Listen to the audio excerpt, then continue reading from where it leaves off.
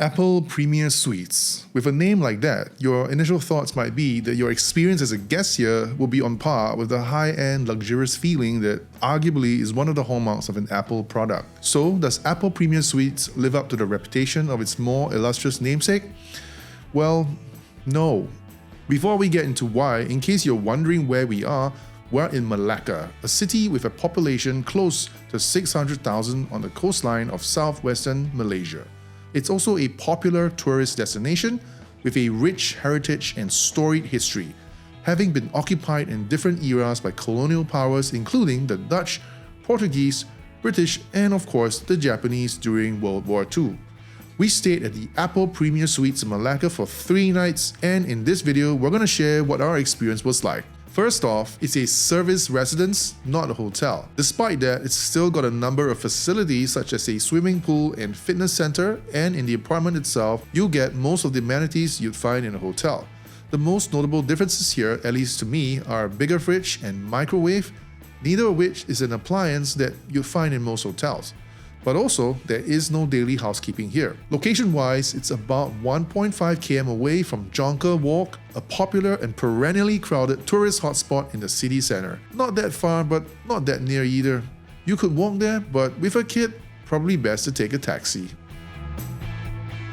We booked a 2-bedroom apartment here. Here's a quick look at the living room while standing near the door. It's quite spacious. No balcony here, but the windows let in plenty of natural light. But in terms of furnishing and decor, rather bare bones actually. Dining table looks mid, as does the TV area. No TV console, the TV is on top of a bookshelf. No feature wall either. That's the sofa you get in this apartment, along with a wicker chair. Next up, a quick look at the kitchen. It's open concept.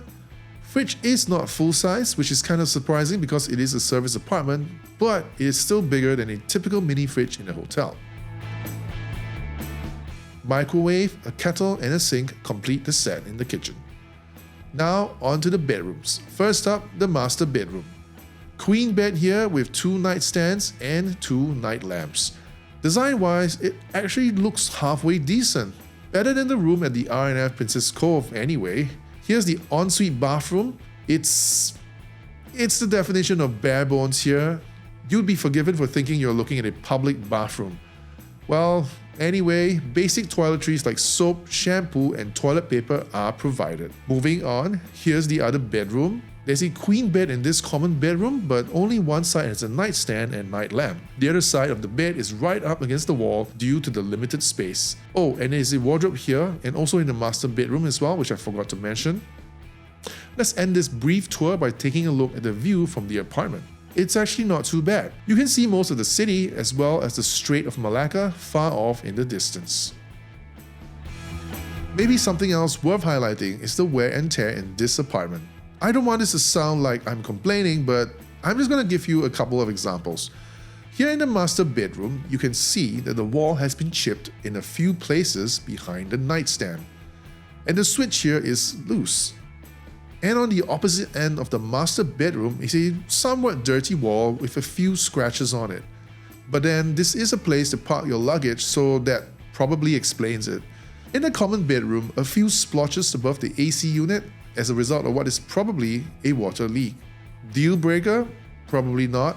Worth noting, so you go in with both eyes open? Absolutely. Speaking of water, let's head down to the pool now. Apple Premier Suites advertises what you see here as an infinity pool, and technically it is, but somehow it still looks kind of mid. It still kind of looks like a public swimming pool, but with a better view. Well, at least it's not as bad as the pool at the Grand Ion Dalaman.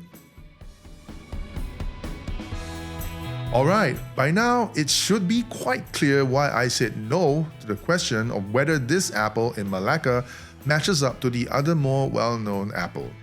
But I wonder what you think of this apartment. Let me know in the comments below.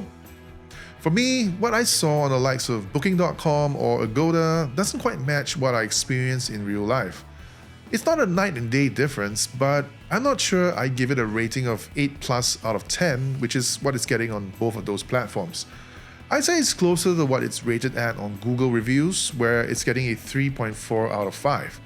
Based on my experience here, I'd say that's a more realistic number. In fact, I might even go lower. With that, I'm concluding this quick and dirty review of the Apple Premier Suites Melaka. Hopefully it was useful, whether it helped you to make a decision to stay here or not, or you just needed to put some white noise on in the background while you did more important work. Either way, you're still here, so thank you for watching and see you in the next one. Bye for now.